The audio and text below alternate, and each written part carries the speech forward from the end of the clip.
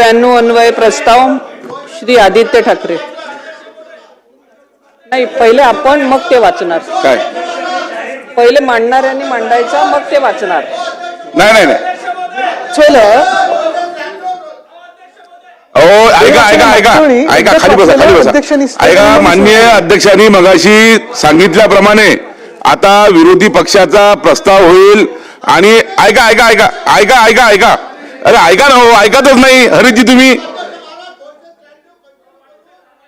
नाही नाही तसं नाही ठरलंय, ठरलं मगाशी मगाशी ठरलंय.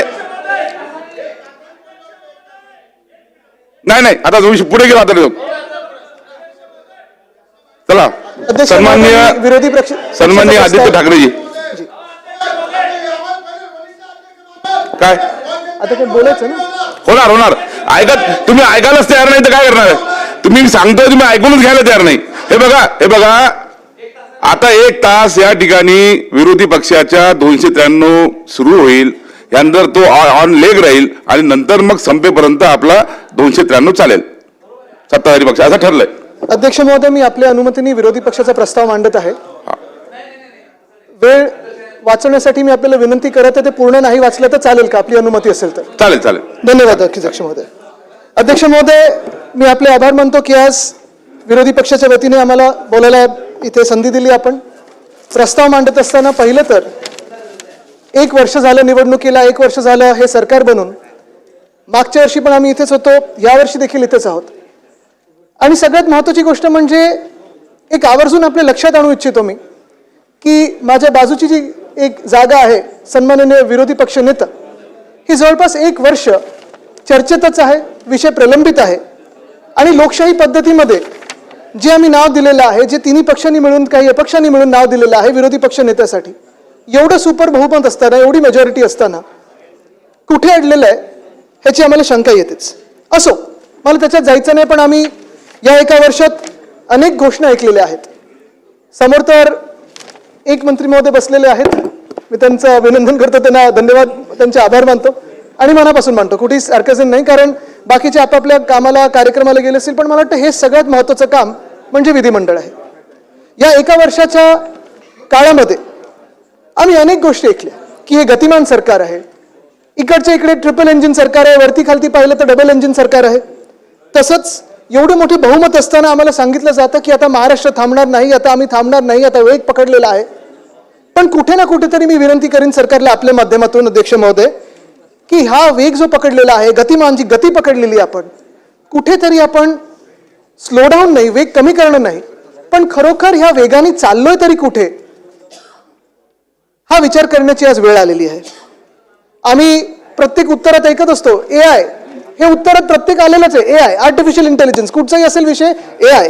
मग innovation hub, innovation society, roadmap. आता आम्ही पुढच्या 3 वर्षात असं करू, 2047 पर्यंत असं करू. आता आम्ही रोडमॅप बनवलेला आहे. पण हे सगळं जरी झालं तरी प्रत्येक आमदार इकडचे हे विचारत आहेत की हा रोडमॅप, ह्याच्यावर ऍक्शन प्लॅन कुठे आहे, इम्प्लिमेंटेशन कधी सुरू होणार आणि आजच्याबद्दल तुम्ही काय बोलत आहात, आत्ताची जी परिस्थिती आहे त्याच्याबद्दल आपण काय करत आहोत. तसं पाहायला गेलं तर महाराष्ट्रामध्ये अध्यक्ष महोदय आपण परिस्थिती फार बिकट होत चाललेली आहे. ग्रामीण भागाचं तर आम्ही सतत बोलतच आलोय. आत्ता देखील लक्षवेधींच्या माध्यमातून सत्ताधारी आमदार असतील की विरोधी पक्षातले आमदार असतील, सगळेच आम्ही शेतकऱ्यांचे इथे विषय मांडतोय. विदर्भाचे विषय असतील, मराठवाड्याचे विषय असतील, पश्चिम महाराष्ट्राचे असतील, कोकणाचे असतील, सगळेच हे विषय आम्ही मांडत आलेलो आहोत. पण अध्यक्ष महोदय, ह्याच विषयांसोबत महाराष्ट्रामध्ये जवळपास 53% लोकसंख्या ही शहरी भागात राहते. ह्याच विषयांसोबत जवळपास महाराष्ट्र 50% हा शहरी झालेला आहे. मग अर्थात महानगरपालिका आहेत, नगरपालिका आहेत, नगरपंचायत, हे सगळे आपण पाहतो. एक पहिली गोष्ट म्हणजे आपण कुठे ना कुठेतरी हा विचार केला पाहिजे. ठीक आहे, आता जी काही निवडणूक होऊन गेली ती गेली, पण ग्रामीण विषय असतील, आपल्या शेतकऱ्यांचे विषय असतील, महिलांचे विषय असतील, तरुणांचे विषय असतील, शहरांचे विषय असतील, जॉबसाठी विषय असतील, ह्या विषयांसाठी कुठे ना कुठेतरी आपण फक्त भांडण आणि राजकारण सोडून ह्याच्या पलीकडे कुठेतरी समन्वय साधणार आहोत की नाही. मंत्री महोदय, खरोखर मनापासून मी आपल्याला सांगतो की दोन्ही बाजूला असे आमदार, आणि आपलं युथ फोरम पण आहे, वेगळे वेगळे युथ नसले तरी अनेक असे आमदार आहेत जे राजकारणाच्या पलीकडे जाऊन काम करण्यासाठी उत्सुक आहेत. ठीक आहे, आपण निवडून येतो, एक आपलं स्वप्न असतं की आपल्याला सत्तेत बसायचं. सत्तेत कशाला बसायचं? तर जे आम्ही वचननाम्यात सांगितलं असतं, जे आम्ही आमच्या मतदारसंघात सांगितलं असतं, जे संपूर्ण महाराष्ट्रात सांगितलं असतं की हे आमचं स्वप्न आहे महाराष्ट्रासाठी, ते पूर्ण करण्यासाठी. पण अध्यक्ष महोदय, कधी कधी जेव्हा तुमचं सरकार बनत नाही तेव्हा ही पण इच्छा आमची असते की सत्ताधाऱ्यांनी समन्वय साधून दोन्ही बाजूनी एकत्र बोलून, पाहिजे तर तुम्ही चॅटम हाऊस रूल्स लावा, त्याचा अर्थ आहे की तुम्ही एखादी मीटिंग घेतली, त्याच्यात जे काही चर्चेत येईल ते बाहेर तुम्ही बोलू शकत नाही, हा रूल लावा, मान्य आहे आम्हाला, काही प्रॉब्लेम नाही. पण जे आमचं दुःख आहे ते हेच आहे की महाराष्ट्र, ठीक आहे, तुम्हाला एक विजन असेल, आमची एक वेगळी विजन असेल, विचारधारा वेगळ्या वेगळ्या असू शकतात, काही काही ठिकाणी एकत्र असू शकतो, काही काही ठिकाणी वेगळं असू शकतो, पण कुठे ना कुठेतरी जे मूलभूत प्रश्न आहेत त्या मूलभूत प्रश्नांवर हात घालत असताना आपल्याला सगळ्यांना एकत्रित विचार करणं गरजेचं आहे. मग ते खरोखर AI वर विचार करायचा असेल, खरोखर टेक्नॉलॉजीवर विचार करायचा असेल, इनोव्हेशनवर विचार करायचा असेल, तर आपल्याला हा विचार करायला लागेल की काय नेमकं महाराष्ट्रात असं थोडं इकडे तिकडे झालं. मी बिघडला एवढा शब्द मोठा वापरणार नाही, कारण परत काही लोक अंगावर येऊ शकतात, पण एक आहे, नेमकं काय थोडं दुरुस्त करायला पाहिजे आपल्याला. तर एकच उत्तर मला जनतेकडून येतं, ते म्हणजे आपलं घाणेरडं राजकारण. आणि हे मला वाटतं सगळीकडून मान्य होईल की राजकारण ज्या स्तराला गेलेलं आहे, मग आपण जे एकामेकांना आरडाओरडा करून एकामेकांना इथे बसवण्याचा प्रयत्न करतो, कुठच्याही पॉलिसीवर विषय बोलायला गेलो की राजकारणाकडे आपण जातो, त्याला राजकीय रंग लगेच लावतो. पण खरोखर आपण विचार केला पाहिजे की हा राजकीय रंग लावत असताना आपण आपल्या महाराष्ट्राच्या हिताचं बोलत आहोत का? अध्यक्ष महोदय, शहरांबद्दल बोलत असताना खरोखर एक महत्त्वाचा विषय जो मला आपल्यासमोर आणायचा आणि सरकारसमोर आणायचा आहे, जे मी बोललो की महाराष्ट्रात जवळपास 50% जे आता आपण पाहतो हे शहरीकरण झालेलं आहे. 53% लोक ही शहरांमध्ये राहत असतात. गावाकडून, ग्रामीण भागांकडून जे मी अनेक शेतकऱ्यांची मुलं पाहतो, मुली पाहतो, जे शहराकडे येतात, MIDCत नोकरी पाहिजे असते, कुठच्या तरी सरकारी भरतीत नोकरी पाहिजे असते, शहरांमध्ये येऊन राहण्याचा प्रयत्न करतात. पण ही शहरं खरोखर शहरं जशी असायला पाहिजे, जागतिक स्टँडर्ड जो असतो, निकष असतो, तो निकष आपण काही लावलाय का? कारण शहरांचा निकष आत्ता तरी आपण हा फक्त लोकसंख्या लावलेला आहे. आणि मी मुख्यमंत्री महोदयांना विनंती करीन आपल्या माध्यमातून, कारण ते पण जग फिरून आलेले आहेत, ते पुन्हा एकदा डायव्हर्सला जातील, जागतिक पातळीवर ते चर्चा करत असतात की शहरांसाठी अर्बनायझेशन हा त्यांचा पण आवडता प्रश्न आहे, माझा पण आवडता विषय आहे. अर्बनायझेशनवर कुठे ना कुठेतरी आम्हाला सगळ्यांना बोलून चर्चा बंद दाराआड करा किंवा जग जाहीर करा, पण अर्बनायझेशनवर विषय किंवा चर्चा ही झाली पाहिजे. आज शहरांचं काय हाल आहे? आत्ताच जे नीती आयोगामधून रिटायर झाले अमिताभ कांत साहेब, खूप मोठं योगदान आहे त्यांचं या देशाला. प्रधानमंत्री महोदयांचे एकदम जवळचे देखील ते अधिकारी आहेत. त्यांनी मध्ये ट्विट केलं होतं मागच्या आठवड्यात, त्यांनी सांगितलं होतं की आपल्या देशातली जी शहरं आहेत त्यांचं जे GDPला कॉन्ट्रीब्युशन आहे ते जवळपास 30% आहे. 30% आहे. आता हेच जर आपण पाहिलं तर ह्या शहरांमधून जर GDP 30% पर्यंत असेल किंवा जास्ती पण असेल, ही 15 शहरं जी त्यांनी मोजली, काही शहरांची नावं देखील ट्विट केली होती, खरोखर त्या शहरांमध्ये हा GDP त्या शहरांमुळे आहे आणि शहरांची आत्ता जी काही रचना आहे किंवा जे काही प्रशासन आहे त्याच्यामुळे आहे की उसके बावजूद है, जे आपण बोलतो ना, डिस्पाइट दॅट, ते असूनही शहरांमध्ये लोक येतात आणि व्यवसाय करतात. आपण विचार करा ना अध्यक्ष महोदय, काय हाल झालेत आपल्या ह्या ग्रोथ इंजिन्सचे, जे आपण सांगतो की शहरी ग्रोथ इंजिन्स आहेत. मुंबई असेल, पुणे असेल, ठाणे असेल, नाशिक असेल, नागपूर असेल, कोल्हापूर असेल, नवी मुंबई असेल, छत्रपती संभाजीनगर असेल, वसई असेल, विरार असेल, ह्या शहरांमध्ये एअर क्वालिटी इंडेक्स AQI कसा आहे? आपले हॉस्पिटल्स जे शासकीय असतील, निमशासकीय असतील, प्रायव्हेट असतील, महापालिकेचे असतील, खरोखर चांगले आहेत का? आणि जर चांगले असेल, मी कोणालाही दोष देत नाहीये, मी हे नाही सांगते की तुमच्यामुळे किंवा आमच्यामुळे किंवा ह्यांच्यामुळे किंवा त्यांच्यामुळे, पण खरोखर जर चांगले असतील तर मग आम्हाला आमदार म्हणून, जनतेचे प्रतिनिधी म्हणून सतत फोन का करायला लागतो की ह्यांना जरा मदत करा, त्यांना जरा मदत करा? तसंच जर पाहायला गेलं तर शाळांची पण तीच परिस्थिती आहे. तसंच जर पाहायला गेलं तर रस्त्यांची तीच परिस्थिती आहे. फुटपाथ जणू काही मुंबईत आता गेले 2-3 वर्ष आम्ही पाहतोय फुटपाथच नसल्यासारखी परिस्थिती झालेली आहे. आणि प्रत्येक वेळी आम्ही इथे बैठक लावायची मागणी करतो, बैठक होते, पण पुढे काही होतं का, हा एक विचार करण्याची गोष्ट आहे. खरोखर आता ही वेळ आलेली आहे. साधी सोपी गोष्ट म्हणजे आपण जर पाहिलं, सुरुवातच करायची झाली शहरांबद्दल तर मुंबई असेल, पुणे असेल, काही प्रमाणात वसई विरार घ्या, काही प्रमाणात नाशिक घ्या, काही प्रमाणात ठाणे घ्या. पहिली गोष्ट म्हणजे या शहरांमध्ये तुम्ही गेल्यानंतर पहिला विषय जो तुम्हाला भेडसावतो तो म्हणजे ट्रॅफिकचा आहे. अध्यक्ष महोदय, हा कदाचित आपल्याला इथे विधिमंडळात किंवा जिथे आपण वेगळे वेगळे कायदे बनवतो या कायदे मंडळात छोटा विषय वाटत असेल, किरकोळ विषय वाटत असेल, कदाचित हा विषय आपल्याला ऍडमिनिस्ट्रेटिव्ह वाटत असेल, पण ह्या ट्रॅफिकमुळे जेवढा लोकांचा वेळ, जेवढा नागरिकांचा वेळ वाया जातो. अनेक लोक इथे बसलेले, तिथे अनेक असे पाहिलेले मी आमदार जे 3-3, 4-4 तास ट्रॅफिकमध्ये अडकलेले असतात. पुन्हा कधी एवढं ट्रॅफिक वाटायचं नाही, तो एवढं वाढायला लागलेलं आहे. ठाणे असेल, नवी मुंबई असेल, मुंबईत तर तुम्ही वेस्टर्न एक्सप्रेस हायवेवर जा, ईस्टर्नवर जा, ईस्टर्न फ्रीवेवर जा, हेच नाही. आणि मला माहिती आहे उत्तर काय येणार, की आम्ही कोस्टल रोड बनवला, आम्ही हे बनवलं, ह्याच्या मला श्रेयवादामध्ये जायचं नाहीये. पण अध्यक्ष महोदय, कुठे ना कुठेतरी आपल्याला विचार करायला लागेल की ह्या ट्रॅफिकसाठी ते इंटेलिजन्स सिस्टम आणि CCTV आणि डिजिटायझेशनच्या पुढे काहीतरी आपण वेगळा विचार करत आहोत का? हा ट्रॅफिकचा जो पूर्ण विषय आहे पब्लिक ट्रान्सपोर्टचा आहे, ठीक आहे, मेट्रो बनवली असेल, स्वागतच आहे. वेगळ्या वेगळ्या सरकारनी वेगळं वेगळं योगदान दिलेलं आहे. पण आत्ताची जी परिस्थिती आहे, जर ह्या शहरांमधून देशाचा 30% GDP जात असेल, तर ह्या शहरांना जिथे जे लोक काम करतात, जे व्यावसायिक असतील, जे कामगार असतील, जे वेगळ्या वेगळ्या प्रकारच्या नोकऱ्या करतात, 3-3, 4-4 तास इथे अडकून राहणं हे किती योग्य आहे? आणि तुम्ही मला सांगा अध्यक्ष महोदय, हे अडकल्यानंतर काय प्रोडक्टिव्हिटी आपली होत असेल? एफिशियन्सीवर, प्रोडक्टिव्हिटीवर, आपल्या GDPवर ह्याचा तणाव येत नसेल? जर हीच व्यक्ती, महिला किंवा पुरुष दोन्ही, हेच जर वेळेवर कामावर गेले, जवळपास मला 8:30 किंवा 9 वाजता सकाळी पोहोचायचं असेल, तर मला 1 तास आधी नाही, अर्धा तास नंतर निघता आलं तर मी परिवाराला जास्ती वेळ देऊ शकेन, मी स्वतःच्या व्यायामासाठी वेळ देऊ शकेन, स्वास्थ्य चांगलं करू शकेन. पण ह्याचा विचार अध्यक्ष महोदय होणं गरजेचं आहे की फुटपाथ असेल, रस्ता असेल, ट्रॅफिकचं सिस्टम असेल, सिग्नल असेल, ह्या सगळ्या गोष्टींवर जसं आपण मेट्रोवर खर्च करतोय, तसं BSTवर असेल किंवा प्रत्येक शहरामध्ये छोट्या छोट्या आपल्या मिनी बसेस असतील, मिडी बसेस असतील, ह्याच्यावर आपण का विचार करत नाही? मी मागच्या देशनात देखील हा विषय घेतला होता, BST कामगारांचा असेल, BSTचा असेल. BST आपण 3,337 बसेस ह्या करार केला होता कामगारांबरोबर, 10,000 पर्यंत देणार होतो. पण धीम्या गतीने ते बसेस हल्ली आपण पाहतो रस्त्यावर काही येतात, काही कमी होतात, काही येतात, काही कमी होतात. कुठे ना कुठेतरी मुंबईत BSTचं प्रायव्हेटायझेशनकडे वाटचाल चालू झाली का, ही भीती वाटायला लागलेली आहे. जे 5 रुपये 5 किलोमीटर, 10 रुपये 10 किलोमीटर, 15 आणि 20 मध्ये कुठेही तुम्ही जाऊ शकत होता, त्याचे आता भाडं एवढी दुप्पट टिप्पट झालेत. 20 रुपयाचं अध्यक्ष महोदय, सामान्य मुंबईकराला 60 रुपये भरायला लागतात. कसं परवडणार हे अध्यक्ष महोदय? आणि हेच जर आपण असं करत राहिलो तर हे जे आपण GDP कॉन्ट्रीब्यूट करत आहे ते कमी होत जाणार. आपली एफिशियन्सी असेल, आपली प्रोडक्टिव्हिटी असेल, आपल्या खिशातला जो पैसा आहे तो कापत जातो आणि हाच प्रॉब्लेम आपल्याला सगळ्या शहरांमध्ये येणार आहे. आणि म्हणून मी जे सांगतो ना की कुठे ना कुठेतरी समन्वय असणं गरजेचं आहे. आम्ही वेगळ्या वेगळ्या मार्गाने चालत असू, वेगळ्या वेगळ्या विचारधारेने चालत असू, पण जर आपण एकत्र येऊन हे काही विषय सोडवू शकलो, एकत्र येऊन जागतिक पातळीवर विचार काहीतरी करता येईल, आपल्याला प्लॅनिंग करता येईल आणि हे जर विषय सोडवू शकलो तर खऱ्या अर्थाने आपली ही टर्म जी आहे, आपण निवडून आलेलो आमदार म्हणून काहीतरी आपलं योगदान ह्या महाराष्ट्रासाठी राहील.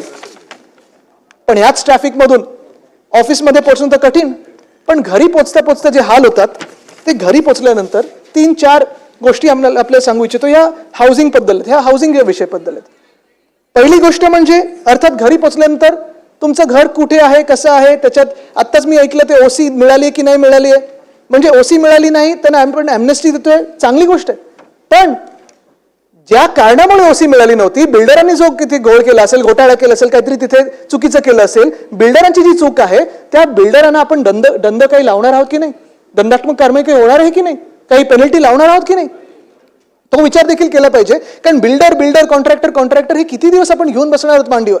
आपल्याला ह्याच्यातून बाहेर पडून जनतेचा विचार हा करायलाच लागेल. पण तसंच पगडीचा मोठा विषय होतो. आत्ताच मंत्री महोदयांचं मी ऐकलं पगडीचा विषय आहे. काही गोष्टी ज्या रेकॉर्डवर आलेल्या आहेत त्या मला थोड्या सुधारणं गरजेचं आहे, कारण त्या चुकीच्या आल्यात. मी खोटं बोलतात असं म्हणत नाही, एरवी मी म्हणत असतो, पण चुकीची माहिती घेऊन म्हणालेत. पहिली गोष्ट म्हणजे त्यांनी सांगितलं की 19,000 बिल्डिंगी आहेत, पगडीच्या साधारणपणे 14,800 बिल्डिंगी आहेत, जास्तीत जास्त 15,000 बिल्डिंग आहेत. जवळपास 20 लाख मुंबईकर ह्या पगडी बिल्डिंग मध्ये राहतात.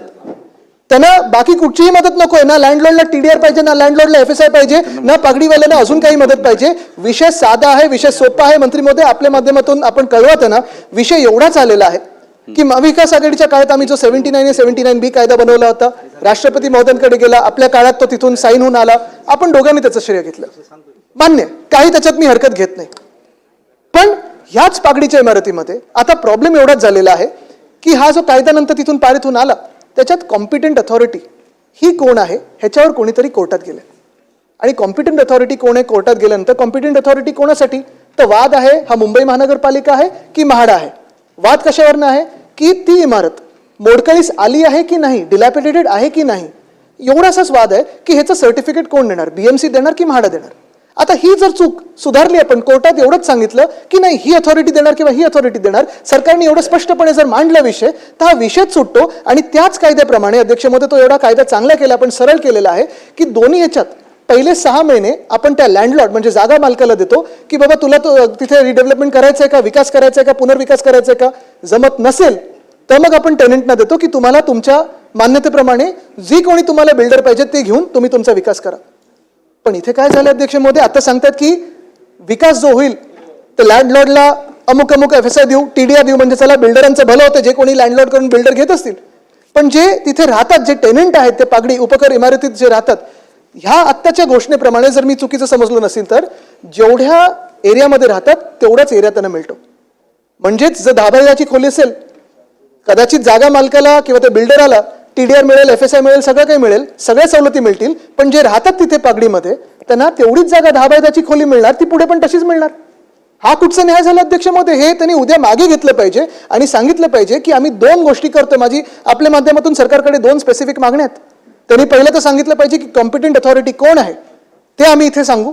आणि दुसरी गोष्ट म्हणजे त्यांनी हे पण जाहीर केलं पाहिजे की मुंबईमध्ये 1960 नंतरच्या आधीच्या 1960च्या आधीच्या ज्या कुठच्याही इमारती असतील त्यांना त्या मोडकळीस आले असतील किंवा नाही, उपकर प्राप्त असतील, सेक्समध्ये असेल, पगडीमध्ये असेल, तर त्यांना आम्ही ट्रिगर लावू की 1960 हा तुमचा ट्रिगर आहे. त्याच्या आधीच्या तुमच्या बिल्डिंग असतील, पहिल्या 6 महिने जागा मालकाला, नंतरचे 6 महिने तिकडच्या जे पागडीमध्ये राहतात किंवा जे टेनंट्स आहेत त्यांना देऊ आणि तुम्हाला पुनर्विकासाची संधी देऊ.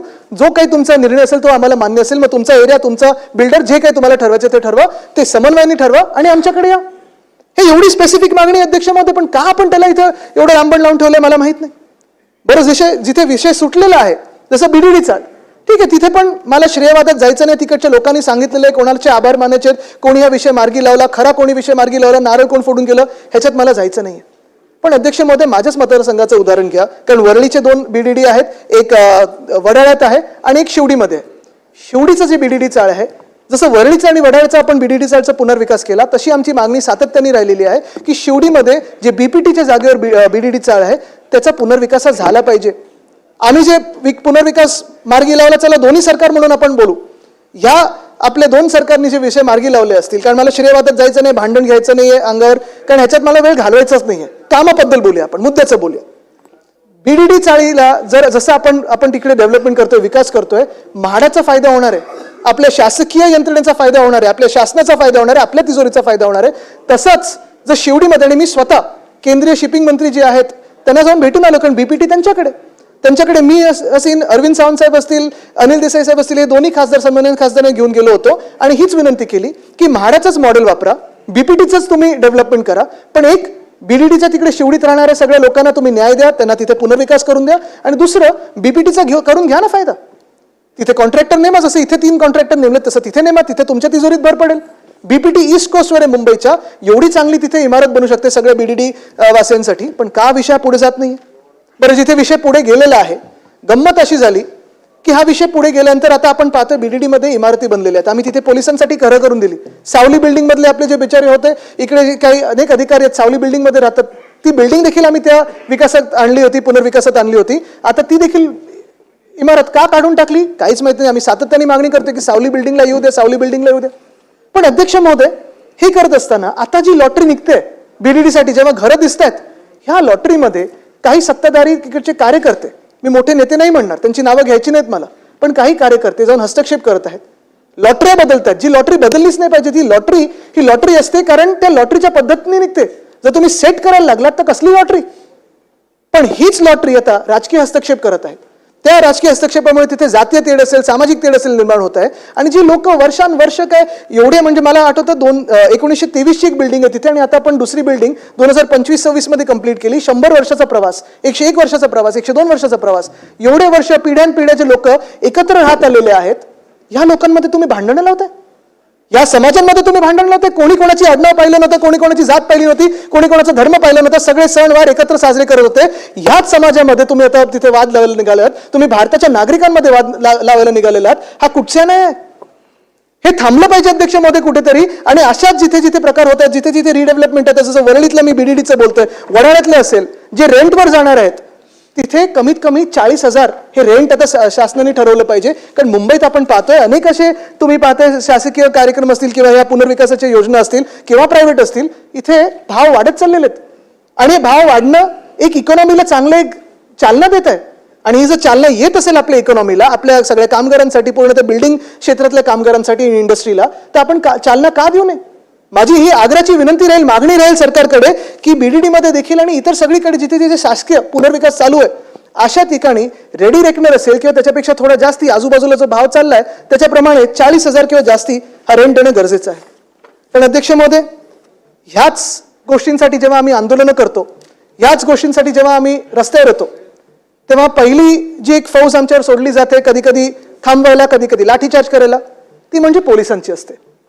पण अध्यक्ष महोदय, जेव्हा त्यांच्याकडून हे सरकार असं काम करून घेतं आणि ते ठीक आहे, त्यांचा तो अधिकार असतो, आपण हा पण विचार केला पाहिजे की मुंबई असेल, पुणे असेल, ठाणे असेल, सगळ्या पूर्ण आपल्या क्षेत्रामध्ये, शहरी क्षेत्रामध्ये आणि ग्रामीण देखील पोलीस हाऊसिंग ह्याची काय स्थिती आहे नेमकी? मला आठवतं 2022चं जेव्हा बजेट सेशन होतं तेव्हा घोषणा झाली होती, आमच्याच सरकारने केली होती की 850 कोटी आम्ही पोलीस हाऊसिंगसाठी ठेवले होते बाजूला.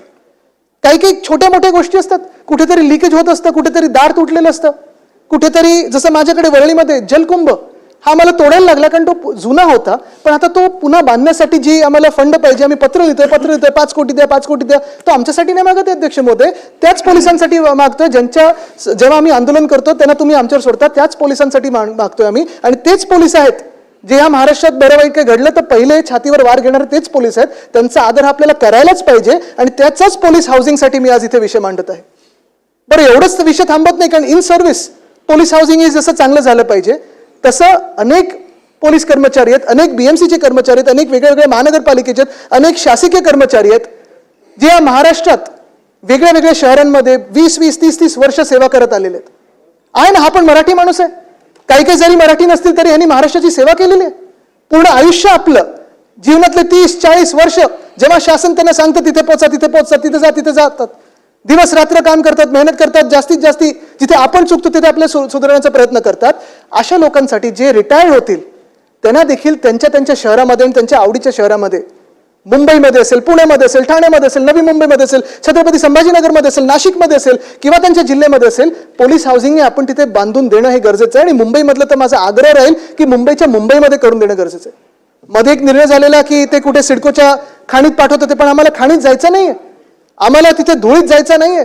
आम्हाला जिथे वरळी असेल वरळी, वडाळा असेल वडाळा, जिथे दादर असेल दादर, माहीम असेल माहीम, अंधेरी असेल अंधेरी, दहिसर असेल दहिसर, कुलाबा असेल कुलाबा, जिथे जिथे आता पोलीस कॅम्प आहेत तिथे पोलीस पत्नी किंवा पोलीस महिला हे सोसायट्या बनवत आहेत.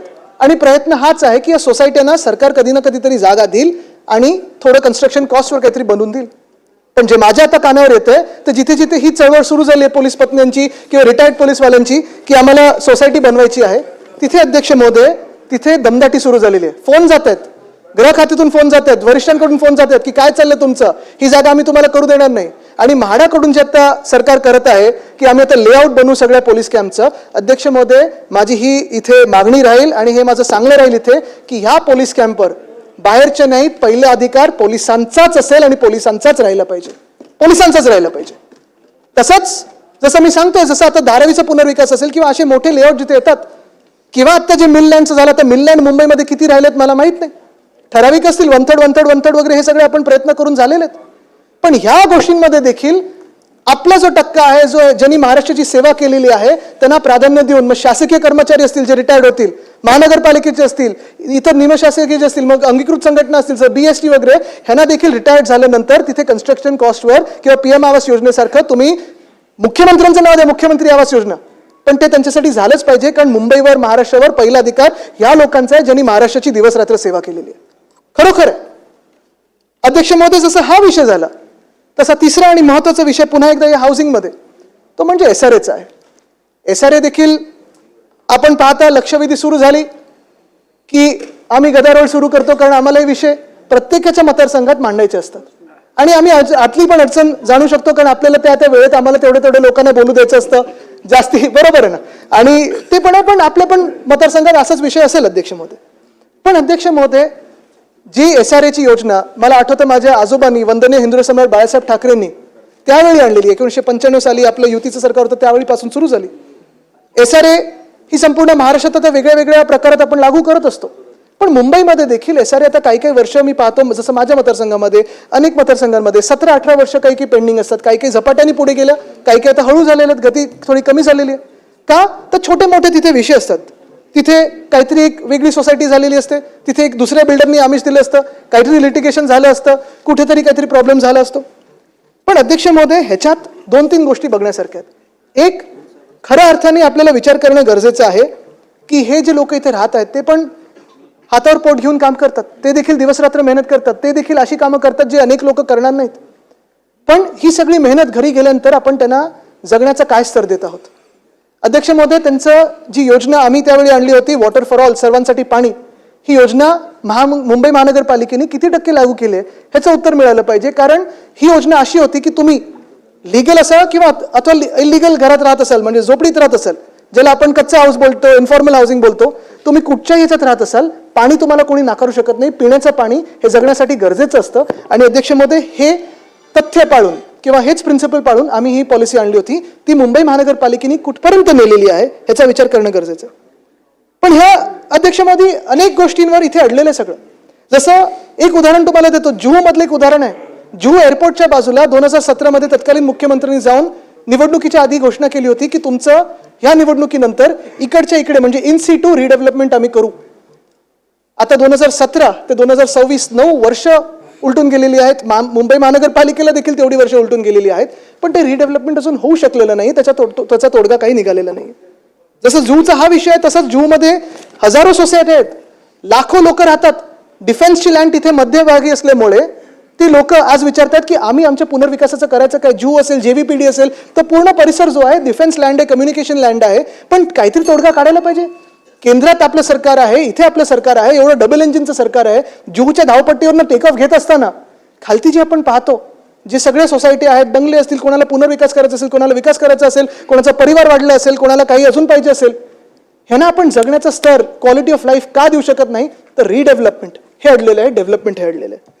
पण अध्यक्ष महोदय, हेच करत असताना मला आठवतं वरळीमधलं तसाच एक विषय आहे. कारण दोन्ही गोष्टी आहेत. मी जे मागत आहे आजच्या माध्यमातून, आजच्या ह्या प्रस्तावाच्या माध्यमातून, ते SRA साठी रेरा सारखा कायदा आणणं गरजेचं आहे. कारण SRA मध्ये अदलाबदली, हेराफेरी ह्या खूप होत असतात. जर सांगायचं झालं तर आम्ही इकडे 4-5 जे मुंबईचे 10 आमदार आहोत, प्रत्येक जण इथे 10-10 तास काढू शकतो की आमच्या मतदारसंघामध्ये SRAने काय घोळ घातलेला आहे. सहकार्य अनेक ठिकाणी करत असतात, पण जो घोळ घातलेला आहे, जिथे आम्ही आवाज उठवत नाही तिथे घोळ जावतोच. आता जसं हे बघा ना, रेरामध्ये मी का मागतोय, कारण आमच्याकडे वरळीमध्ये सी फेसवर एक सुभेदार रामजी आंबेडकर नावाची एक स्लम सोसायटी होती. तिकडे पुनर्विकास सुरू झाला, धीम्या गतीचा होता. मग एक दुसरे बिल्डर आले, महत्वाचे बिल्डर आहेत, सरकारमध्ये चांगलं त्यांचं एक वर्चस्व आहे किंवा त्यांच्या नावासारखं कोणतरी आहे. तिथे त्यांनी आता ठरवलं की जो प्लॅन होता अप्रूव्ड तो बदलून आता प्लॅन बदललेला आहे, दुसरं काहीतरी केलेलं आहे. स्वतःचा बंगला हरकत नाही, कारण माझ्या मतदारसंघात येतं आहे, आनंद आहे, मला मत दिलं तर अजूनही चांगलं. पण त्या बंगल्यासाठी प्लॅन बदलणं, सेल बिल्डिंग, रिहॅब बिल्डिंग ह्याच्यात अफरातफरी करणे, थोडं बदलणं, आणि समोर जी आमच्या समोर स्लम सोसायटी आहे ती देखील रिडेव्हलपमेंटला जाणार आहे. पण बंगल्याचा व्ह्यू अडतोय म्हणून वरळी सीफेसवरचं आमचं बाथरूम मोडणं किंवा मोडण्याचा आदेश देणं हे कितपत योग्य आहे आणि कसं किती कशात बसतं हा देखील विचार आपल्याला करणं अध्यक्ष महोदय गरजेचं आहे. पण थोडा वेळ मीच बोलतोय आता, तरी बाकीचे आता कोण आहे मला वाटत नाही. ठीक आहे बोलू सगळ्यांना बोलतोय, सगळ्यांचं बोलतोय. पण अध्यक्ष महोदय, पुढचा प्रस्ताव घ्यायचा हो, पण आपल्याला 1 तास आहे ना याच्यासाठी. अध्यक्ष महोदय, ह्या रेरा सोबत जेव्हा ही स्कीम सुरू झाली होती, मला आठवतं फार कमी स्क्वेअर फीट होते. मग नंतर वाढत गेले, गरजेप्रमाणे वाढत गेले, वेळेप्रमाणे वाढत गेलेले. SRA मध्ये आपण केवढं स्क्वेअर फूट देतो हे वाढत गेल्याने आता 305 पर्यंत पोहोचलेलं आहे. पण अनेक ठिकाणी, जसं पुन्हा एकदा मी माझ्या मतदारसंघाचं उदाहरण देतो, कारण ही यशस्वीपणे तिथे आता स्कीम सुरू झालेली आहे. 500 स्क्वेअर फूट हे एका स्कीममध्ये दिलेलं आहे, ते स्लम रिहॅबिलिटेशन बिल्डिंगसाठी दिलेलं आहे. हाच रेरामध्ये कायदा किंवा SRA मध्ये जेव्हा आपण रेरासारखं काहीतरी आणू किंवा तशी निर्बंध आणू, आता आपण हा विचार केला पाहिजे की 305च्या पुढे आपण जाऊ शकतो का, 500 पर्यंत जाऊ शकतो का. हा पण विचार केला पाहिजे की आपण सेल बिल्डिंग जशी असते तशीच्या तशी ती रिहॅबची बिल्डिंग दिसली पाहिजे, हा देखील आपण विचार केला पाहिजे. अध्यक्ष महोदय, अनेक पुनर्विकासाच्या ह्या स्लम सोसायटी ज्या थांबलेल्या आहेत त्या एवढ्यासाठीच थांबलेल्या आहेत कारण GroundPlus1 ही योजना आता लागू झालेली नाहीये. परिवार वाढलेले आहेत, फॅमिलीज मोठ्या होत आहेत, कोणीतरी अजून वाढवलेलं आहे. आणि मग आपल्याला हा विचार आणि हा निर्णय सरकारने करणं गरजेचं आहे, मुंबईसाठी करणं खास करून गरजेचं आहे की मुंबईत ज्या ज्या मतदारसंघांमध्ये, ज्या ज्या वॉर्डमध्ये, ज्या ज्या स्लम सोसायटीमध्ये GroundPlus1 स्लम्स आहेत, ज्या कदाचित त्यांनी भाड्याने नसतील दिले पण प्रॅक्टिकल पर्पजमुळे कोणीतरी त्यांच्या फॅमिलीमधलंच राहत असेल, परिवारामधलंच राहत असेल, तर जसं मी मागतोय की SRA मध्ये 500 स्क्वेअर फूट झालं पाहिजे, तसं ground+1 पण लिगलायझेशन झालं पाहिजे, म्हणजे त्यांना देखील पात्रता मिळेल आणि ही स्कीम पुढे जाऊ शकेल. पण हे न करता अध्यक्ष महोदय, एक नवीन भूत सुरू झालं ते म्हणजे क्लस्टरचं. क्लस्टरचं जे भूत आहे ते एवढं भयानक आहे, लोकांना भीती वाटायला लागलेली आहे की सरकार आमच्यावर कोणीतरी बिल्डर लादणार का. हे बिल्डर लादण्याचा जो प्रकार चालू आहे, पुण्यातलंच एक उदाहरण घ्या ना, लोकमान्य नगर नावाचं एक तिथे मोठं बिल्डिंग, सगळ्या सोसायट्या आहेत. अनेक लोकांनी त्या लोकमान्य नगरमध्ये अध्यक्ष महोदय आपला विकासक नेमला होता. सेल्फ रिडेव्हलपमेंटसाठी गेले होते, आणि तिकडच्या कुठच्या तरी एका स्थानिक नेत्यांनी मुख्यमंत्री महोदयाच्या कार्यालयाला पत्र लिहिलं की नाही इथे क्लस्टर आणा, हे सगळं बाकीचं रद्द करा. अध्यक्ष महोदय, ही सगळी लोक पुण्यातली, लोकमान्य नगरमधली आंदोलन करतात, आवाज उठवतात की तुम्ही आमच्यावर दुसरा बिल्डर का लादतात, आम्ही आमचा मार्ग मोजलेला आहे, मार्ग पत्करलेला आहे, तुम्ही आमच्या मार्गामध्ये का गतिरोधक आणत आहात. हे गतिमान सरकार आहे ना, मग होऊ दे ना पुनर्विकास. का त्या तिकडच्या स्थानिक नेत्यांनी तिथे हस्तक्षेप केला पाहिजे, का लोकमान्य नगरमध्ये तुम्हाला तुमचा बिल्डर लादायचा आहे, तिथे ज्या लोकांना पाहिजे घेऊ दे ना, कुठचा बिल्डर असेल, तुमचे जे बिल्डर असतील त्यांना जाऊ दे, तिथे प्रेझेंटेशन करू दे, त्यांनी जर मान्य केलं तर मान्य केलं, नाही तर दुसरा बिल्डर घ्या. पण जसं तिथे क्लस्टर येत होतं, कोळीवाड्यांवर क्लस्टर हे त्यांच्या हाऊसिंग पॉलिसीमध्ये येणार होतं, आम्ही विरोध केला, ते मागे गेलेलं आहे. पण ह्याच क्लस्टरमुळे सगळा जो घोळ चाललेला आहे तो कुठे ना कुठेतरी सरकारने स्पष्टीकरण दिलं पाहिजे की लोकमान्य नगर पुण्यावर देखील अत्याचार होणार नाही, आणि तिथे त्यांचा जो पुनर्विकासाचा जो विकासक त्यांनी नेमलेला आहे तोच तिथे मान्य होईल. जे कोण 2-4 असतील मला माहित नाही, त्यांचे असतील. पण अध्यक्ष महोदय, हे घरी पोचल्यानंतर, तुम्हाला घर मुंबईत मिळाल्यानंतर तिसरा जो महत्वाचा प्रश्न जो येतो तुमच्या समोर तो म्हणजे जरा खिडकी उघडून पहा. खिडकी उघडल्यानंतर, आणि खास करून आता ऑक्टोबर नंतरची जी हवा आपण पाहतो, एवढी भयानक आहे. महाराष्ट्रामधलं कुठचंही शहर आपण घ्या, एअर क्वालिटी इंडेक्स AQI हे एवढं भयानक झालेलं, दूषित झालेलं आहे की एवढं आपल्याला आजूबाजूचं दिसत नाही. थंडीचा पता नाहीये. आता नागपूरमध्ये थोडी थंडी संध्याकाळी पडते, दिवसा तापमान जास्ती असतं. पण AQI जर आपण पाहिलं तर हे कशामुळे, आमच्या गोवंडीमध्ये एक SMS नावाची कंपनी आहे, ती मी पर्यावरण मंत्री असताना हलवण्याचा पूर्ण प्रयत्न केला, ते पूर्ण सगळं प्रक्रिया सुरू देखील झाली, सरकार तेवढ्यात पडलं आणि ती प्रक्रिया थांबली. तिकडचे लोक, स्थानिक तिकडचे आमदार देखील असतील, नगरसेवक, माजी नगरसेवक, खासदार, स्थानिक सगळे तिकडचे रहिवासी मागतात की SMS कंपनीतून हटवा, प्रदूषण करत आहे, आंदोलनं करतायत, लाठ्या काठ्या खातात, पण ऐकताय कोण. काय म्हणजे धुळीचं असेल किंवा प्रदूषणाचं असेल किंवा पर्यावरणाचं असेल, हे ऐकायचंच नाही असं ठरवलंय का सरकारने. आता तुम्ही हाच विषय पहा ना, तपोवनचा विषय घ्या. तपोवन असेल, संजय गांधी नॅशनल पार्क असेल, आरेचा विषय असेल, हे सगळे विषय जर अध्यक्ष महोदय आपण पाहिले तर कुठे ना कुठेतरी इंटरलिंक्ड आहेत. काल एक आमदार महोदयांना बिबट्याचे कपडे घालून आत यायला लागलं. बिबट्यांचे सगळे बोलत आहेत, आणि होय, हे मान्य आहे की बिबटे हे जनतेवर किंवा तिकडच्या स्थानिक लोकांवर हमले करत आहेत. बिबट्यांचं कदाचित थोडं वावर शहरांमध्ये वाढलं असेल, पण आपल्याला हा देखील विचार करायला पाहिजे अध्यक्ष महोदय की बिबटे जिथे राहतात तिथे जर आपण बुलडोजर पाठवत असू, तिथे जर आपण झाडं कापत असू, तिथे जर आपण वनं कापत असू, तर कुठे ना कुठेतरी वाघ असतील, बिबटे असतील.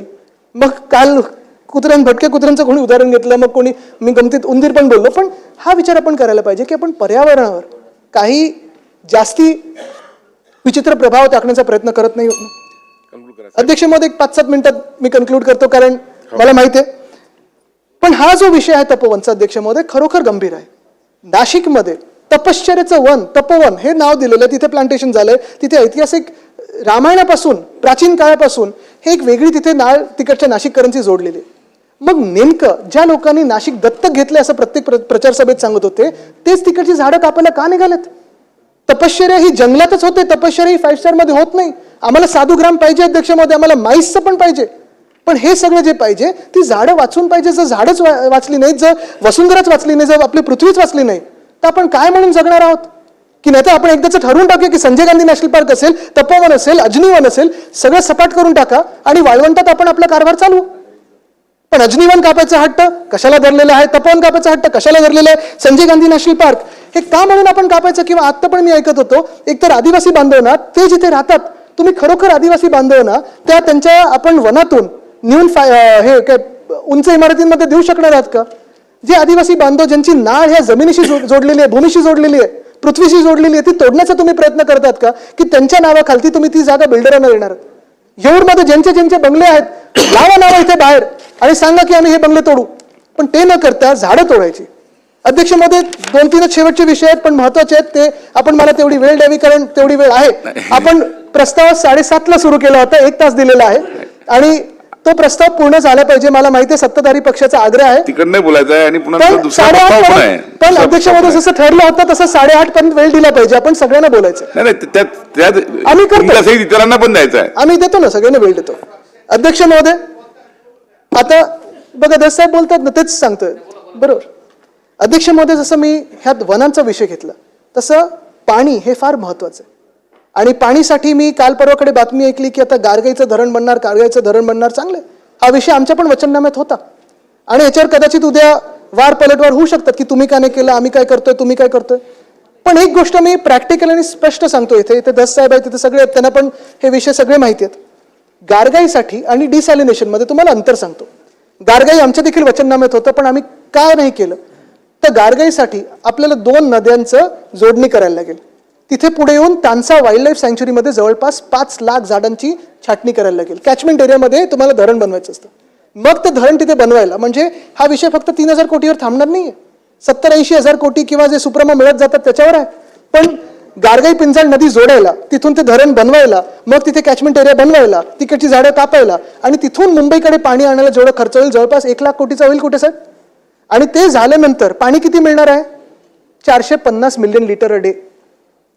म्हणजे पुढच्या 7-8 वर्षात हे काम तर थांबणार नाहीये, मुंबईची ताण तर काही भागणार नाहीये आणि एवढं सगळं खर्च करून जो आपल्याकडे तसाही कमी आहे, तेवढी तिजोरी मजबूत नाहीये, ते करून आपल्याला 450 MLD मिळणार आहे.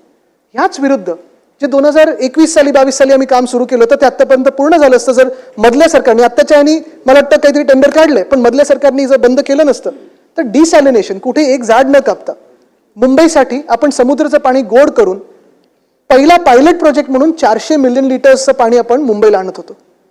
किंमत किती, तर 1/10 पण नाही, पण आतापर्यंत पाणी सुरू झालं असतं, कमी किमतीत सुरू झालं असतं. पायलट प्रोजेक्टला एक्सपॅन्शन पुढचं अजून 200 मिलियन लिटर लावू शकलो असतो. आणि हे सगळं करत असताना अध्यक्ष महोदय, असं म्हटलं जातं नेहमी की आपल्या देशामध्ये खरा फायनान्स मिनिस्टर हा मॉन्सून असतो, पावसाळा हा खरा वित्तमंत्री असतो आणि हे आपण सत्य परिस्थिती बघतोय. कधी पावसाळ्याचा मूड असेल तर पाऊस पडतो, कधी पावसाळा नसेल तर नसतो, कधी अवकाळी पाऊस होतो, कधी सततचा पाऊस लागतो. आपण मग इथे आम्ही आंदोलन करतो, पायऱ्यांवर मागणी करतो की कॉम्पन्सेशन द्या वगैरे. पण अध्यक्ष महोदय, ही सगळी परिस्थिती बघत असताना खरोखर आपल्याला आपल्या राज्याची मॉन्सून डिपेंडन्सी वाढवायची आहे का, की समुद्र मुंबईच्या बाजूला एवढं असताना आपल्याला समुद्राचं पाणी गोड करून ते पाणी वापरायचं आहे. अध्यक्ष महोदय, 5 मिनिटं घेतो. हेच जे मी आपल्याला सतत सांगत आलेलो आहे की मुंबई कर किंवा पुणे कर किंवा नाशिक कर, हे शहरांच्या समोर कर लावायचा जो प्रश्न आहे किंवा जे काही एक भूत वर्षांवर्षाचं आहे ते काही थांबत नाहीये. आता मुंबईमध्ये जेव्हा आमचं सरकार होतं तेव्हा आणि इकडे विधानभवनात आमचं म्हणजे राज्य सरकार होतं तेव्हा मुंबईसाठी आम्ही 500 स्क्वेअर फुटापर्यंत जो प्रॉपर्टी टॅक्स माफ केला होता. माझी मागणी ही राहील की आताची जी वेळ आहे, आताची जी परिस्थिती आहे, मुंबईकरांवर जेवढा कर लादला जातोय तो कर कमी करून हा 500 स्क्वेअर फुटाचा राज्य सरकारनी 700 स्क्वेअर फुटापर्यंत मुंबईमध्ये जर कर माफ केला, प्रॉपर्टी टॅक्स माफ केला तर मुंबईकरांना मोठा दिलासा मिळेल. नाहीतरी प्रॉपर्टी टॅक्समध्ये बाकीचे जे एलिमेंट असतात, street tax, traffic tax, street light वगैरे, हे सगळ्याचे तर हाल आहेच. पण हे सगळं होत असताना अध्यक्ष महोदय, आता नवीन कचरा कर, ज्याला मी अदानी कर म्हणतोय, ते देवनार डम्पिंग ग्राउंड साफ करण्यासाठी तो कचरा कर जो कधीही मुंबईच्या इतिहासात लावला नव्हता तो आता प्रत्येक महिन्याला निवडणुकीनंतर लावला जाईल असं सगळीकडे स्पष्ट झालेलं आहे. पण ह्याच धारावीमध्ये आमची जी मागणी, आणि मागच्या वेळी मी खूप विस्तृत बोललो त्याच्यावर बोलणार नाही, पण 2-3 पुन्हा एकदा धारावीचा विषय आला म्हणून स्पेसिफिक मागतो. पहिलं म्हणजे धारावी करायला, प्रत्येक धारावी करायला पात्र करा. जे SRA नियम लागू आहेत 2011 पर्यंतचे ते तसेचे तसे धारावीला लावा. 500 स्क्वेअर फुटापर्यंत प्रत्येकाला घर द्या. ग्राउंड+1 लिगलाइज करा. आणि कोळीवाडा जो आहे, कोळीवाड्यामधली 1 सुद्धा इंच जमीन ही त्या प्रकल्पात गेली नाही पाहिजे. कोळीवाड्याचा विकास हा वेगळा झाला पाहिजे. कुंभारवाड्याचा विकास कुंभारवाड्याप्रमाणे झाला पाहिजे. तिथे अनेक वेगळे वेगळे समाज आहेत. आणि तसंच अध्यक्ष महोदय, शेवटाला मी आपल्याला एवढंच सांगेन की हे जे काही सगळं चाललेलं आहे, मी आता शहरांवर बोललो पण प्रकार तसाच सगळीकडे गंभीर आहे, ग्रामीण भागात तसाच गंभीर आहे. भ्रष्टाचार आपण पाहतोय, सगळीकडे क्लीन चिट्या दिल्या जात आहेत. पण एका बाजूला जे आम्ही टीव्हीवर दृश्य पाहतो आणि मध्ये मुख्यमंत्री महोदयांनी जे सांगितलं की मी 35च्या खालती जे मुलं आहेत किंवा तरुण मुलं आहेत त्यांना आम्ही तिकीट देऊ, 35% की 40% तिकीट देऊ तरुणांना महानगरपालिकेमध्ये. पण नेमकं तरुणांनी या राजकारणामध्ये कसं यायचं, काय यायचं? जर असं राजकारण दूषित होत चाललं असेल, जिथे आपण पाहतोय कोण हेलिकॉप्टरमधून बॅगा घेऊन उतरते, कुठे पैसे वाटप सुरू आहे, कुठे मारामारी होतात, कोणाची गाडी फोडली जाते, कोणाचं पिस्तूल पकडलं जाते, तुम्ही मला सांगा अध्यक्ष महोदय, अशा प्रदूषित राजकारणामध्ये का म्हणून तरुणांनी यायचं, कसं म्हणून यायचं? हे सुधारायचं असेल तर नक्की मला आनंद आहे. पण हेच राजकारण जर आपल्याला पुढे न्यायचं असेल तर हे महाराष्ट्राचं भलं नाहीये, ह्याच्यात आपलं हित नाही. आपण कुठेतरी हा विचार केला पाहिजे की आपण महाराष्ट्राला कुठे नेतो. कुठेतरी आपलं राजकारण हे समाजासाठी आपण वापरलं पाहिजे. मला आठवतं इथेच याच बाकावरनं उद्धव साहेबांनी 2020 साली किंवा 19चं आमचं जे इकडचं अधिवेशन होतं तेव्हा शेतकऱ्यांसाठी कुठची अट न लावता 2 लाखापर्यंत जे कर्ज होतं ते माफ केलेलं. तसं का नाही करत आहे सरकार? करा ना जाहीर, आणि जी मदत आहे जी आता KYC मध्ये वगैरे अडकलेली आहे ती द्या, खरोखर द्या. आता आमचे जे खासदार आहेत लोकसभेतलं उत्तर आता वित्तमंत्री महोदयांनी त्याचं उत्तर दिलं की कुठे नेमकं ते अडलेलं सगळं. पण का अजून कर्जमाफी झाली नाही, का अजून कर्जमुक्ती झाली नाही, का अजून मदत जात नाही? जसं शहरी भागाचे विचार आहेत तसे आणि हे सगळे प्रश्न तसे ग्रामीण भागाचे आहेत. आणि मग हाच प्रश्न पडतो की हे सरकार नेमकं कोणाचं आहे? हे सरकार कोणाचं आहे? हे तरुणांचं सरकार नाही आहे. ज्या राज्यामध्ये जिथे राजकारण एवढं दूषित झालेलं, जिथे राजकारण एवढं गलिच्छ झालेलं आहे, वेड्यावाकडे आपण मार्गावर निघालेलो आहे, हे सरकार तरुणांचं नाही. कदाचित म्हणजे हे काही नोकऱ्या देऊ शकले नाहीये, इन्फ्लुएन्सर बनणं हे काही नोकऱ्या नाहीये. हे सरकार महिलांचं नाहीये. लाडकी बहिणींचा काल उल्लेख मुख्यमंत्री महोदयांनी केला आणि मी विरोध करत नाहीये, पण हाच प्रश्न आहे माझा की लाडकी बहिणींना आपण जे सांगताय की ही चांगली योजना आणि त्याच्यावर कोणी टीका करू नये, आम्ही टीका नाही करत आहे, प्रश्न विचारतोय की 2100 रुपये कधी देणार? जे शेतकऱ्यांसाठी आपण निवडणुकीत सांगितलं होतं की हे सरकार नेमकं कोणाचं, ते शेतकऱ्यांचं आहे. आम्ही कर्जमाफी करू, ती कर्जमाफी 7-12 कुठे आहे? ना शहरांसाठी काय केलं ना गावांसाठी केलं. हे सरकार नेमकं कोणाचं आहे? हे महाराष्ट्राचं सरकार आहे, निवडणूक आयोगाचं सरकार आहे ज्यांनी आशीर्वाद दिला, की गुजरातचं सरकार आहे जे गुजरात आपल्या हापूस आंब्यावर आता क्लेम करायला लागलाय आणि पालघरमध्ये घुसखोरी करायला लागलाय? हे गुजरातचं सरकार आहे. हे आज आम्हाला सरकारकडून उत्तर पाहिजे. आणि अध्यक्ष महोदय, शेवटी मला सुषमा स्वराजजी आठवतात, त्यांनी एक JPCचं भाषण केलं होतं, तेव्हा विचारला होता प्रश्न सरकारला. आज ती भाजप मला आठवत आहे, ती स्वच्छ भाजप मला आठवत आहे, जेव्हा भ्रष्ट लोक त्यांच्या सोबत नव्हते, जेव्हा आम्ही सगळे त्या युतीत होतो. आणि त्यांनी त्यावेळी सवाल केला होता की तू कर ना इधर उधर की बातें, ये बता काफिला क्यों लूटा. धन्यवाद. जय हिंद, जय महाराष्ट्र, वंदे मातरम. द्या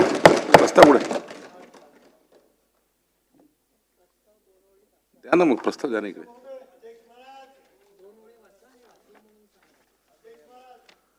प्रस्ताव असा आहे की जून ते सप्टेंबर मध्ये अतिवृष्टी, ओला दुष्काळ